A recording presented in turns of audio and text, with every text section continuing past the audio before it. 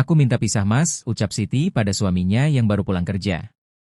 Maksud kamu apa? Tanya Diki pada istrinya. Sambil meletakkan alat-alat bangunan. Aku mau cerai mas, apa kamu tuli? Siti membuat suaminya tambah bingung. Tanpa buang-buang waktu Diki menghampiri istrinya, coba kamu tenang dulu. Kenapa kamu tiba-tiba minta cerai? Tanya Diki dengan nada kalem. Aku nggak tahan hidup seperti ini mas. Gak ada peningkatan di hidup kita ini mas. Dari pertama kita nikah. Aku coba bersabar mungkin kamu lagi ngumpulin uang yang banyak. Kenyataannya apa, sampai sekarang gak ada perubahan apa-apa mas, aku udah capek sama kamu. Aku mau pulang aja ke rumah orang tuaku, masih banyak di luar sana yang masih mau sama aku. Yang lebih mapan dan punya segalanya. Aku menyesal udah nikah sama kamu mas, aku menyesal gak nuruti omongan orang tua aku. Seandainya dulu aku nurut, pasti sekarang aku sudah banyak harta. Karena aku udah dinikahkan sama Dodik. Juragan sayur, aku udah capek sama kamu, pokoknya aku minta pisah sama kamu mas. Lagi-lagi Diki cuma bisa menghela nafas panjang, hatinya terasa sakit banget karena Siti terus aja minta pisah. Dan tidak pernah bersyukur. Bagaimana dengan anak kita? Kamu tidak memikirkan. Bagaimana nasib Adit? Siti coba kamu berpikir yang jernih. Pernikahan bukan mainan dan Adit anak kita. Aku gak mau tahu mas, itu urusan kamu. Ayahnya kamu yang bikinnya kamu. Tanggung jawablah kan kamu ayahnya. Nada bicara Siti makin keras. Malam ini juga aku mau pergi. Aku sudah muak dengan kehidupan yang begini. Aku gak akan melarang kalau kamu mau nikah lagi mas. Oh iya siapa wanita yang mau sama kamu? Kamu kan gak punya apa-apa. Siti beranjak ke kamar dan mengemasi pakaian ke dalam tas. Diki hanya diam dan menunduk. Dan mencerna omongan Siti yang barusan diucapkan kepada dirinya. Begitu tega Siti bicara seperti itu. Tiba-tiba anak bayi mungil di sampingnya itu menggeliat, Diki pun mengendong bayinya. Dek kayaknya Adit haus nih dek. Susuin dulu ya. Siti langsung menghela nafas panjang. Ingat mas ini aku menyusui Adit terakhir kalinya. Jadi pergilah untuk beli susu buat kalau Adit mau susu lagi. Diki sudah lelah seharian bekerja dan Diki tidak mau lagi berdebat dengan istrinya lagi, Diki pasrah. Aku titip Adit bentar ya, jangan pergi sebelum aku datang, ucap Diki lembut. Jawab Siti, iya. Berselang 20 menit Diki pergi mencari susu, sekarang sudah sampai di depan rumahnya. Assalamualaikum, begitu membuka pintu rumah, Diki bergegas ke kamar melihat Siti dan Adit, ternyata cuma ada Adit Siti sudah tidak ada.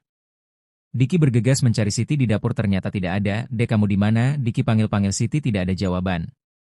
Diki beranjak dari dapur untuk kembali ke kamar, tidak sengaja menemukan surat di atas meja kamar. Diki membuka surat yang dipegangnya dan membacanya. Mas maaf aku pergi aku sudah gak bisa jadi istri kamu lagi, tolong lupakan aku dan jangan mencari aku lagi. Aku gak akan kembali ke rumah reot kamu itu lagi setelah membaca surat dari Siti. Diki menarik nafas panjang. Ya Allah cobaan apalagi ini yang kau berikan kepadaku, Diki tiba-tiba meneteskan air matanya. Aku bekerja keras demi mencukupi kamu Siti, kenapa kamu tega ninggalin aku sama anak kita? Adit kembali mengeliat, Diki mengusap air matanya, lalu mengendong anaknya yang masih bayi, saat melihat anaknya Diki kembali meneteskan air matanya. Di saat bayi pada umumnya disayang kedua orang tuanya, tidak dengan bayinya. Anak ayah yang ganteng, ayah janji ayah akan mencukupi kebutuhan kamu, ayah akan bekerja keras. Asal kamu janji ya, jangan malu punya ayah kayak ayah ini ya. Tiba-tiba Adit tersenyum dan mengenggam jemari ayahnya. Membuat Diki tersenyum. Jadilah penyemangat buat ayah ya nak. Keesokan harinya Diki berangkat kerja yang biasanya Diki berangkat sendiri dan sekarang harus berangkat membawa anaknya yang masih bayi ke tempat kerjanya. Hampir 15 menit menempuh perjalanan ke tempat kerjanya dengan mengendarai motor bututnya. Diki ngapain kamu mengendong bayi? Kamu kesini mau kerja apa mau jadi baby sister, ucap temannya sambil tertawa. Diki hanya diam saja, sambil meletakkan tasnya, melihat itu Potter merasa aneh. Dengan temanya itu, terasa tidak semangat hari ini. Diki ada masalah? Tanya Potter. Potter adalah teman dekat Diki. Mulai mereka berdua ikut kerja bangunan. Diki sering curhat pada Potter tentang istrinya. Diki sedang mengait kain ke tiang di dekat gudang membuat ayunan buat anaknya biar nyaman. Ada masalah dengan istri MU ya tanya Potter, Diki menoleh dan berkata iya. Ada apa lagi sih marah-marah lagi? Potter merasa kasihan sama Diki. Selalu dimarahi dan dihina terus sama istrinya. Dia pergi, jawab Diki. Doni kaget. Apa? Pergi ninggalin kamu sama anak kamu, maksud MU? Tanya Potter penasaran. Ia seperti biasanya merasa kurang dengan gaji yang aku berikan dan sekarang memilih untuk pergi ninggalin rumah untuk kembali ke rumah orang tuanya. Dia malu mempunyai suami seperti aku. Jawab Diki, membuat Potter menghela nafas panjang. Dari awal aku kan sudah bilang istri kamu itu bukan istri yang baik. Kamu sih banyak alasan, kasihan lah inilah itulah, makan itu kasihan. Potter tiba-tiba ikut kesal. Lihat sekarang dia pergi ninggalin kamu sama anak kamu yang masih kecil gitu, dia gak kasihan padahal semua gaji kamu, istri kamu yang megang. Secantik apa sih istri kamu itu, kok bisa seenaknya marahin kamu, menghina kamu, kesal Potter. Sudahlah mungkin sudah takdir. Takdir apanya yang takdir, kamunya yang lembek. Hei Diki, sekarang gini ya, aku tahu kamu itu orang yang baik. Tapi gak gitu juga, habis harga diri kamu diinjak-injak perempuan, kamu harus ingat harga diri kamu itu Diki. Itu sangat penting loh. Takdir itu bermacam-macam, ada yang bisa diubah juga ada yang tidak bisa diubah. Tapi takdir kamu masih bisa diubah. Kamu harus tegas, jangan pelin-pelan. Kamu laki-laki, bukan perempuan. Kenapa kamu selalu saja nurut sama Siti? Iya, kalau Siti benar gak salah, dia marahin kamu seenaknya sama kamu. Lah ini, yang salah Siti malah marah-marah sama kamu. Potter memarahi Diki. Terus aku harus bagaimana Potter? Tanya Diki sudah putus asa. Diki, dengerin aku baik-baik ya, memang aku teman kamu yang mulutnya suka nyerocos tanpa henti. Tapi kamu harus tahu satu hal. Aku berkata kasar dan marah-marah seperti ini, itu demi kamu, demi harga diri kamu. Mulai sekarang, kamu harus berubah, masih banyak di dunia ini perempuan. Jadi sekarang, kamu harus buktikan kamu gak akan mati tanpa Siti. Buktikan sama dia kamu bisa, kamu kuat tanpa dia. Buktikan Diki kamu bisa, kamu mampu. Ada aku temanmu yang selalu bantu. Walaupun kita susah. Jangan sampai dia merendahkan dan menginjak-injak harga diri kamu lagi. Ucap Potter dengan serius, membuat Diki terdiam. Aku yakin kamu bisa sukses Diki. Hanya saja sekarang ini kamu terlalu cinta sama Siti. Hingga kamu tidak menyadari, kamu tidak bisa berkembang sedikit pun. Karena kamu takut kehilangan Siti. Takut yang lainnya. Terlalu banyak ketakutan dan khawatir yang kamu pendam. Itu semua harus kamu rubah. Biar kamu bisa berkembang. Pernahkah sedikit pun Siti memikirkan kamu? Pernahkah Siti perhatian sama kamu? Aku tanya. Dan Diki menjawab dengan gelengan. Ingat perkataan aku ini ya temanku. Kalau kamu sudah sukses, wanita mana yang gak mau sama kamu? Dan bisa jadi Siti bertekuk lutut sama kamu. Karena Siti wanita matre. Sekarang yang ada di pikiranmu, gimana caranya bisa sukses? Kuli bangunan ini tidak untuk selamanya, Dik. Ini ada masanya, makanya. Kita harus cari penghasilan lain. Ucap Potter. Diki yang awalnya menunduk, sekarang tiba-tiba mendongak karena nasihat dari Potter. Diki melihat ke arah wajah Potter. Melihat Potter bicara dengan serius. Diki mencerna kata-kata Potter, memang benar semuanya. Potter tampar aku yang keras. Membuat Potter kaget. Tanpa aku biar aku sadar diri dalam kepurukah ini, biar aku sadar kalau aku bodoh. Plak, plak, plak. Potter menampari pipi Diki. Dan Diki merasa sakit, Potter berkata. Ini adalah tamparan untuk teman, aku hanya ingin kamu bahagia. Dari awal aku kenal sama kamu, aku tidak pernah melihat kamu bahagia. Aku tahu kalau kamu cuma pura-pura bahagia. Mulai sekarang kamu harus jujur pada dirimu sendiri. Hidup ini cuma satu kali, maka jangan sia-siakan. Apalagi buat Siti yang matre itu. Membuat Diki mangut-mangut. Kamu benar aku laki-laki bodoh. Yang selalu nurut sama Siti, Potter berkata, itu kamu tahu Dik. Ayo sekarang kita kerja, entar kita gak gajian lagi, aja Potter beranjak dari duduknya. Oke Diki menjawab, sebentar aku kasih susu adit bentar. Jadi anak yang baik budi anak, dan doakan ayah biar bisa dapat uang banyak, gumam Diki pada putranya, dan Potter tersenyum melihat Diki. Dan bicara dalam hati, aku yakin kalau kamu bisa sukses, tinggal tunggu tanggal mainnya. Seharian mereka bekerja dengan semangat, dan sesekali Diki melihat putranya. Dan datanglah di saat mereka sudah istirahat bekerja, waktu sudah menjelang maghrib. Bersambung.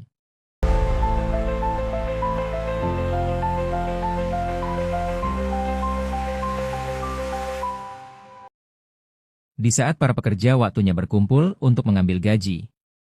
Dan dapat antrian di urutan belakang begitu Diki menghadap atasan. Dan atasannya heran, Diki mengendong bayi. Bayi siapa itu yang kamu bawa? Tanya Pak Roselan pemegang tender proyek itu. Sebenarnya bukan Pak Roselan yang membagi uang gaji para karyawan. Karena bawahan Pak Roselan lagi sakit, jadi Pak Roselan sendiri yang membagi gaji karyawan. Diki menjawab, ini anak saya Pak. Kenapa kamu bawa anak ke tempat kerja? Seharusnya di tempat ini gak boleh bawa anak, ini tempat kerja. Kasian bayi dibawa-bawa, apalagi dibawa ke tempat kerja bangunan begini. Mohon maaf Pak, kalau saya melanggar peraturan, tapi saya bukan tanpa sebab membawa bayi Pak. Tadi malam istri saya meninggalkan rumah dan meninggalkan anak kami yang masih berumur 5 bulan. Membuat Pak Roselan tampak kaget. Kok bisa ninggalin kamu? Tanya Pak Roselan. Ceritain aja dibiar Pak Roselan tahu dan ngasih keringanan agar kamu tetap bisa bawa Adit, pinta Potter dan dibalas anggukan oleh Diki. Boleh saya bercerita Pak, silahkan saja. Sini sama kita duduk, biar ceritanya enak. Pak Roselan menyuruh Diki dan Potter duduk. Sebenarnya Pak Roselan orang yang galak dan disiplin, tidak semua orang bisa berinteraksi padanya, tapi Diki selalu saja bisa meluluhkan hati Pak Roselan. Diki menceritakan semua pada Pak Roselan. Pak Roselan paham dengan cerita Diki, itulah kita saat miskin, kita diinjak-injak sama perempuan, dituntut ini itu. Tapi yakinlah dengan dirimu, istrimu akan menyesal menyia-nyiakan lelaki, sebaik kamu, ucap Pak Roselan. Membuat Diki terkekeh. Dia mencari jalan kebahagiaan, meninggalkan saya dan anaknya, dia bisa mencari lelaki yang diidamkan yang berkelimangan harta. Tidak seperti saya yang cuma kerja serabutan, jawab Diki, tapi itu cuma sesaat Diki, istri kamu pasti menyesal karena hukum karma. Pasti ada, kita lihat aja nanti. Walaupun dia dapat laki-laki kaya tampan, belum tentu laki-laki menghargainya, sebagai kamu menghargainya. Laki-laki kaya juga begitu Diki, banyak yang semena-mena sama perempuan. Bahkan menganggap perempuan pemuas hawa nafsu ya aja. Diki gini semisalnya, istri kamu minta balikan sama kamu dengan berbagai macam alasan apapun di saat kamu berhasil sukses, apa yang kamu lakukan? Menerima dia kembali, atau gimana? Tanya Roselan mencoba menjebak Diki. Diki menjawab, jika Siti datang di saat saya keadaan sukses. Saya akan mengingatkan dirinya di saat dia meninggalkan saya sama anaknya. Membuat Pak Roselan tersenyum. Terima kasih untuk kerja hari ini ya Diki dan Potter, ini gaji Potter 150.000 dan ini gaji Diki 150.000, terima kasih Pak. Oh ya Pak, apa saya boleh membawa anak saya kalau kerja Pak, soalnya di rumah gak ada siapa-siapa dan Pak Roselan menjawab, iya boleh. Tapi jangan bilang siapa-siapa, cuma kamu saja yang saya bolehkan. Jawab Pak Roselan membuat Diki senang dan gembira. Terima kasih banyak ya Pak Roselan, saya sudah diizinkan membawa putra saya. Ucap Diki dengan gembira. Padahal Diki sudah takut dan khawatir. Kalau tidak diizinkan oleh Pak Roselan. Potter yang melihat Diki gembira, ikut tersenyum. Kalau begitu saya pamit pulang dulu ya Pak, tunggu dulu, saya mau lihat bayi kamu dulu ya, Diki langsung memperlihatkan putranya ke Pak Roselan. Masya Allah ganteng sekali, penyesalan terbesar akan menanti ibumu nak. Ucap Pak Roselan dengan mengusap kepala Adit, membuat bayi itu menoleh ke Roselan, ini ada uang buat kamu Adit buat beli susu ya. Jadilah anak yang baik ya nak, Roselan mengasih uang 50.000 ke tangan anak kecil itu, bilang makasih nak, jawab Diki. Sambil melambaikan tangan Adit, membuat Pak Roselan tersenyum. Anak kamu sangat memikat perhatian Diki, kalau istri saya tahu, pasti dia senang sekali melihat anak kamu. Biar besok istri saya aja ke sini, karena istri saya suka banget sama bayi, tapi kami berdua belum diberi anak sama Allah, ucap Pak Roselan, membuat Diki tersenyum. Cobaan manusia itu berbeda-beda Pak, ucap Diki, membuat Pak Roselan mengangguk. Besok istri saya akan mengasuh kamu anak ganteng. Lanjut Pak Roselan mengelus pipi Adit, karena Pak Roselan gemes banget sama Adit. Terima kasih Pak, Adit tunggu kedatangannya. Ucap Diki, membuat Pak Roselan terkekeh. Saya balik dulu ya Pak, ucap Diki. Iya hati-hati di jalan, ucap Pak Roselan. Assalamualaikum, ucap Diki. Waalaikumsalam, ucap Pak Roselan. Itu si Diki, ngapain anaknya dibawa kerja? Ucap ibu-ibu yang lagi belanja. Yang melihat Diki dan anaknya. Kalian belum tahu ya, kalau istrinya Diki itu pergi ninggalin mereka, ucap penjual sembako membuat para ibu-ibu kaget. Masak sibuk, jangan ngarang ah. Iya bener Buk, jawab ibu penjual sembako. Tapi siapa yang kuat punya suami yang miskin seperti itu, kalau aku pasti ya pergi juga, jawab ibu-ibu yang lainnya. Cuma istrinya itu kok gak kasihan sama anaknya yang masih bayi, timpal ibu yang lainnya lagi. Mungkin biar gak ada beban kalik, biar bebas kemana saja tanpa bayi, tapi salut lo sama Diki, udah ditinggalin istrinya sama bayinya juga. Diki gak pernah, marah-marah dan selalu sabar, udah gak usah ngomongin orang, rumah tangga kita aja gak tahu ke depannya gimana. Sesampainya di rumah, Diki kembali bersedih, karena bayang-bayang Siti yang menari-nari di pikirannya. Apalagi Diki juga sudah tahu kalau dibuat omongan para tetangganya. Tapi Diki pura-pura tuli. Tidak mau menanggapinya. Tidak ada guna dan manfaatnya kalau harus menanggapi omongan orang. Ayah gak boleh gini terus. Benar kata Om Poter. Dan Pak Ruslan. Ayah harus sukses. Kamu semangatin ayah ya nak. Ucap Diki. Diki segera merebahkan anaknya yang lagi tidur keranjang. Dan Diki segera membersihkan rumah. Yang gak begitu luas. Dan mengganti posisi. Barang-barang. Biar gak ingat sama Siti. Setelah semua selesai. Diki beranjak memasak nasi. Karena lauknya beli. Jadi lebih cepat. Hari demi hari sudah mereka lalui berdua. Bukan stres atau sedih. Yang saat ini Diki jalani. Tanpa Siti. Tapi semakin bahagia. Karena Pak Roselan dan istrinya. Sangat peduli sama mereka. Setiap hari Pak Roselan. Selalu saja membawa istrinya. Ke tempat kerja. Dan istrinya Pak Roselan. Bu Wulan. Sangat senang melihat Adit. Bahkan sehari-hari. Adit bersama Bu Wulan dan Pak Roselan. Di saat Diki sedang bekerja. Poter tiba-tiba memanggil Diki. Diki? Iya kenapa Ter? Gimana perasaan kamu sekarang Dik? Setelah 2 bulan. Gak bersama Siti. Tanya Poter. Aku sudah gak kepikiran lagi Ter. Kalau di bulan kemarin aku masih teringat. Tapi sekarang sudah enggak. Enak begini aku sudah bahagia sama anak aku. Apalagi Adit sudah dijaga sama Pak Roselan dan Bu Wulan. Aku bahagia. Dan bersyukur banget. Jawab Diki dengan bahagia. Dan membuat Poter terkekeh. Jadi udah gak bucin lagi nih ceritanya Pak Diki, lede Poter? Yang dibalas gelengan sama Diki. Aku mau berusaha ngumpulin uang aja. Biar bisa bahagiain anak aku. Siap-siap ujar Poter. Kita istirahat dulu yuk udah zuhur aja Poter. Yang dibalas anggukan oleh Diki. Aku tinggal ke ruangan Pak Roselan dulu ya sebentar. Sebelum ke ruangan Pak Roselan. Diki cuci muka dan cuci tangan dulu. Sesampainya di depan ruangan Pak Roselan, Diki mengetuk pintu. Tok tok tok, Assalamualaikum. Waalaikumsalam, masuk jawab Pak Roselan dan Bu Wulan. Lagi istirahat ya Diki, iya pas kalian nengok Adit. Bu Wulan menyaut, Adit udah tidur Dik, habis mimik susu, udah kenyang dia tidur, Diki menjawab. Oh gitu ya Buk, maaf ya Pak Buk, udah ngerepotin kalian. Bu Wulan menjawab, enggak kok di aku malah seneng banget bisa ketemu anak kamu. Anak yang lucu gemesin banget, gak rewel lagi. Kamu mau gendong anak kamu Dik? Enggak dulu Buk, badan saya masih kotor banget habis mangulin semen tadi. Gak apa-apa ya Buk, iya gak apa-apa Dik. Jawab Bu Wulan. Oh iya kamu udah makan belum? Udah Buk, ini tadi lagi makan sama Poter. Membuat Wulan mangut-mangut. Kalau begitu saya pamit, balik kerja dulu ya Pak Buk, Diki mau melangkah ke pintu. Tiba-tiba Pak Roselan memanggil. Diki tunggu dulu, panggil Pak Roselan. Diki menjawab, iya Pak ada apa? Sini sebentar, ada pekerjaan buat kamu. Diki kembali melangkah menghampiri Pak Roselan. Kerja apa Pak? Tanya Diki. Gini Diki. Kerjaan proyek aku. Banyak banget bulan ini.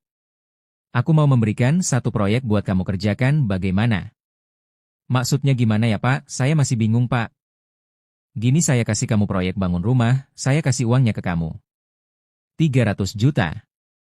Itu sepintar-pintarnya kamu. Mengelola uangnya. Dan bangunan itu berdiri. Dan karyawan kamu dapat gaji. Kalau kamu pintar mengelola. Insya Allah, kamu dapat untung. 10-15 juta, kata Pak Roselan.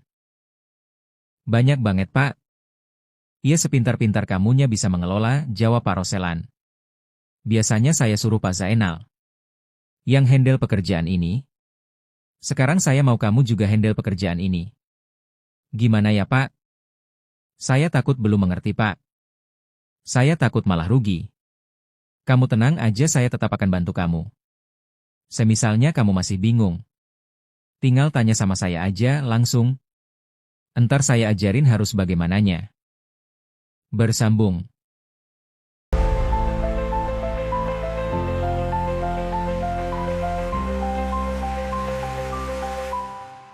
Baik Pak, saya terima. Tapi benar ya Pak? Saya minta bantuannya. Iya Diki, Pak Ruslan langsung menepuk-nepuk pundak Diki. Aku yakin kamu bisa. Kalau begitu saya pamit balik kerja dulu ya Pak. Iya silakan, ucap Pak Ruslan. Sebelum beranjak pergi Diki menoleh ke putranya yang digendong istri Pak Ruslan. Setelah menoleh ke putranya, Diki langsung beranjak pergi dari ruangan Pak Ruslan. Setelah keluar dari ruangan Pak Ruslan, Diki bukannya merasa senang, malah menjadi bingung. Potter yang melihat Diki dari kejauhan juga ikut bingung. Diki berjalan menghampiri Potter. Setelah Diki duduk di sebelah Potter bertanya, "Kenapa Dik? Adit gak kenapa-napa kan?" Tanya Potter. "Enggak kenapa-napa, dia lagi tidur," yang dibalas jawaban oleh Diki. "Lah terus kenapa kok kamu kayak orang lagi bingung?" Tanya Potter. "Gimana nggak bingung Ter? Bayangin aja Pak Ruslan ngasih aku satu proyeknya ke aku, menyuruh aku yang jalani proyek itu." Ucap Diki, membuat Potter yang sedang minum langsung saja batuk-batuk. "Serius kamu Dik?" "Iya serius, masa aku bohong sama kamu?" "Lah terus kenapa kamu bingung?" tanya Potter. "Bagaimana aku nggak bingung? Ini pertama kalinya aku memegang proyek, gimana ntar kalau nggak untung malah buntung, aku nggak punya uang buat nalanginnya." Ucap Diki, membuat Potter menepuk jidatnya. "Ya ampun Dik, pemikiran kamu belum kamu rubah, untung rugi itu masalah belakangan, yang penting dicoba dulu. Dan terus belajar sama Pak Ruslan, biar kamu bisa kaya raya banyak harta, aku bisa minta hehehe." Membuat Diki juga ikut tertawa. Diki, aku gak sia-sia punya teman seperti kamu, membuat Potter tertawa hehehe. Diki mengeritkan alisnya. "Udah jangan keras-keras, entar didengar teman yang lainnya, jadi gak enak aku," ucap Diki. "Oke siap," ucap Potter. "Mantap deh temanku ini, bismillah sukses, amin," ucap Potter, membuat mereka terkekeh. Di saat itu juga ada yang memanggil. "Mas Diki." Potter dan Diki pun menoleh. Ternyata yang memanggil Siti. "Siti, kenapa kamu kesini? Ada perlu apa?" "Iya ini aku Mas, aku kesini bukan untuk balikan sama kamu, aku cuma mau ngasih uang buat beli susu dan kebutuhan Adit. Aku tahu kalau kamu gak kuat beliin kebutuhan Adit juga susunya, uang kamu kan cukup buat makan kamu aja, kamu kan orang gak punya, mana mungkin kuat beli," ucap Siti, membuat Diki mematung. Siti beranjak menghampiri Diki, dan memberikan uang berwarna merah sekitaran 500.000. Tapi Diki tidak menerimanya. Diki hanya memperhatikan. Gaya dan cara bicaranya tidak kunjung berubah. "Udahlah Mas, gak usah kaget. Melihat penampilanku yang berbeda dan nasibku juga sudah berbeda kok Mas, semenjak kita gak bertemu berapa bulan," ucap Siti. Membuat Potter mengernyitkan alisnya. Ngeri juga ternyata cewek ini ngomong sama suaminya sekata-kata. "Kena azab baru tahu rasa nih cewek," ucap Potter dalam hati. Diki yang dibilang macam-macam sama istrinya, tapi Potter yang emosi. "Dari mana kamu tahu tempat aku kerja?" "Kalau soal cari tempat kamu kerja itu soal gampang Mas, apa sih yang gak bisa kalau kita banyak uang Mas? Kuncinya cuma satu, kita punya uang banyak," ledek Siti, dan Siti ketawa-tawa, membuat Diki mengernyitkan alisnya. "Udah selesai kamu ngomong?" Tanya Diki. "Emang kenapa kalau aku masih ngomong?" "Udah, ini uang buat Adit," ucap Siti, dan Diki menjawab. "Bawa balik uang kamu itu, aku masih bisa nafkahin anak aku, udah gak usah sok-sokan banyak uang lah Mas, pasti Adit kamu kasih susu yang murahan. Jangan sampai Adit gizi buruk." "Udah ngomongnya," tanya Diki lagi. "Emangnya kenapa?" tanya Siti. "Udah pergi sana yang jauh." Bersambung.